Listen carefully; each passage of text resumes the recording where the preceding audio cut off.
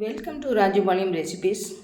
இன்றைக்கி நம்ம திருவாதிரை களி எப்படி பண்ணுறதுன்னு பார்த்துடலாம். இது ராஜபாளையம் ஸ்பெஷல். அங்கே இப்படி தான் எனக்கு சொல்லி கொடுத்துருக்காங்க.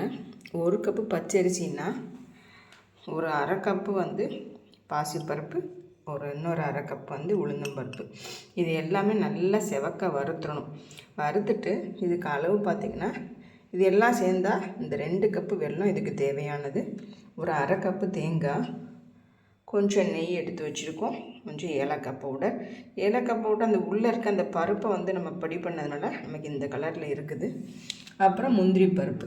இது எல்லாமே வறுத்து தான் நான் என்ன பண்ணிட்டேன், வீடியோ லென்த்தி ஆகிடும்னு சொல்லிவிட்டு வறுத்துட்டு இந்த மாதிரி பொடி பண்ணி வச்சுருக்கேன். இதை நம்ம எப்படி களி பண்ணுறதுன்னு பார்த்துடலாம். இப்போ முந்திரி பருப்பை நல்லா செவக்க வறுத்து எடுத்துக்கலாம். எடுத்துட்டு 1க்கு 3 தண்ணி விட்டு இதை நல்லா கிண்டி எடுத்துகிட்டு வந்துடலாம். இப்போ இந்த மாதிரி நல்லா கொதிக்கும்போது நம்ம மாவை கொஞ்சம் கொஞ்சமாக போட்டு நல்லா ரெடி பண்ணிக்கலாம். இப்போ பாருங்கள், நல்லா பக்குவமாக வந்துடுச்சுங்க. நம்ம முந்திரி பருப்பு போட்டு அவ்வளோதான், எடுத்து வைக்க வேண்டியதான். சாமிக்கு நைவேத்தியம் ரெடி ஆகிடுச்சு. சூப்பராக பாருங்கள், பாத்திரத்தில் ஒட்டாமல் அழகாக சூப்பராக வந்திருக்குது.